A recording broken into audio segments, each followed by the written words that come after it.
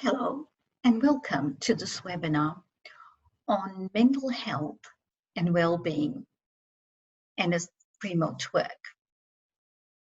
I'm Kanta Daira, Associate Professor of Human Resource Management and Industrial Relations at the School of Management at Curtin University.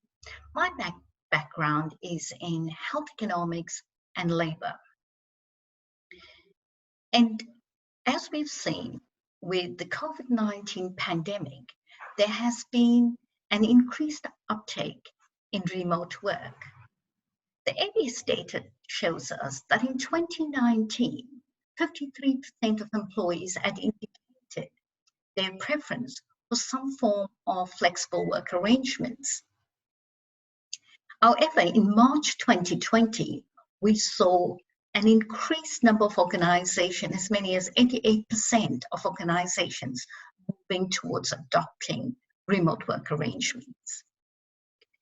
Post-COVID-19 and this pandemic, organizations, both employees and employers, might feel the need to continue with some form of remote work arrangements. And this could be because organizations feel that it would lead to employee morale because employees would have reduced commute times.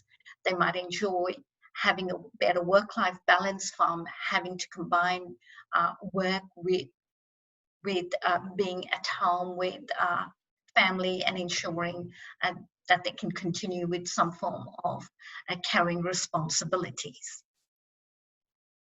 However, in this webinar, I would like to discuss more issues and the challenges that come with remote work, especially when it comes to employee well-being and mental health states. Now, there are a number of research studies that have shown us that with remote work comes issues around isolation, feeling disconnected with the co-located workspace or headquarters. It also is associated with feelings of insecurity and uncertainty, and that manifests itself in certain workplace behaviors, such as an employee who is ill and the fear and the need to still respond to emails and send emails because of being seen to be working from home. The other aspects would be around presenteeism and the need to be responding to emails, whether it is sending emails or receiving emails, as an indication of being present and undertaking work of some form. And then it would be not feeling valued because of being disconnected from the main workplace area. So what then does this mean for organizations and for employees who wish to continue with remote work? I would like to discuss two approaches.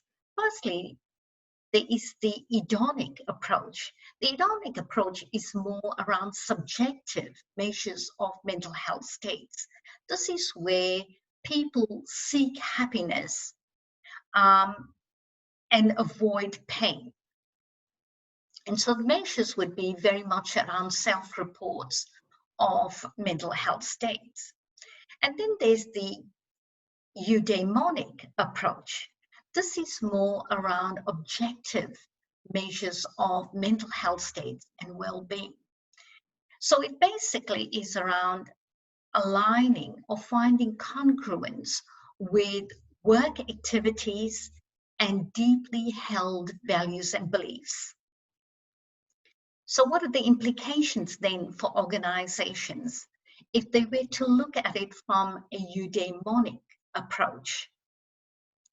This would mean organizations building a culture around support and trust. So where employees feel a sense of isolation, a usual response would be checking in by management, but checking in could also be associated with issues around trust and mistrust.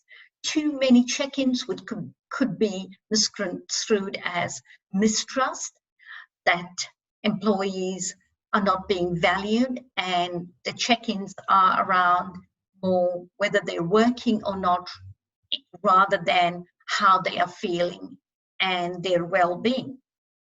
So if organizations go back to their value statements and what they stand for, then they would be building a culture around trust and one of support.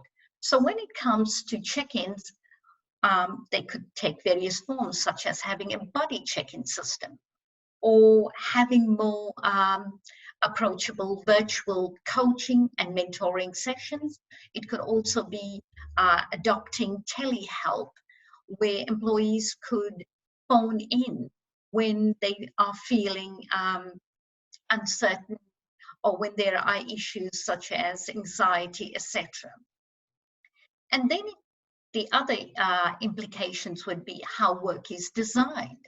So work that's meaningful and purposeful, that is aligned with the organization's goals, and where employees are measured around their performances, are measured around activities or outputs or outcomes, rather than the number of hours that they are working, or how often they're responding to emails, etc., or logging in at a certain time and logging out at a certain time. So having workplace measures and having performance measures that are rather around output or outcomes derived and how they align to the organization's goals would have better meaning, and where employees would feel a sense of contributing to the organization and therefore feeling needed. Other implications could be around organizations seeking to implement common work times, but allowing for asynchronous work hours. And it could also be providing support around learning, training, and development. And so providing those opportunities for employees who are working remotely, for them to still undertake training opportunities, providing them with projects where they are able to contribute their knowledge, share knowledge, as well as providing them with opportunities where they can still contribute remotely towards innovation and creative ideas. And then the other issue would be around career management and providing career pathways for employees who are located remotely, for them to still be able to feel that they can achieve their career goals, and promotion opportunities, incentives for them to still be a part of the co-located workplace and still be feeling valued, that their work is being acknowledged. And these are some of the issues that workplaces would be considering. Another aspect that I'd like to touch on would be, with remote work, is measuring how employees are going whilst working remotely. And so there are two dimensions. Interpersonal dimensions can be measured, and this is where the employee would self-report in terms of how they are feeling and whether they believe that they are contributing, whether they're able to share knowledge, etc. And then there are the intrapersonal dimensions, and this is where the structures of the workplace has put in place, and where the employee feels that their values in how they're conducting their work and undertaking their work aligns with the organization's values of contribution and participation, and feeling as though they are part of the whole decision-making process. And this is where work design and how the meaning of work would be measures that would be included in the intrapersonal dimension. And these are some of the aspects. I hope that going forward with the uptake or the optimization of remote work, would be some of the aspects that would be discussed and looked at. Thank you for listening to this webinar.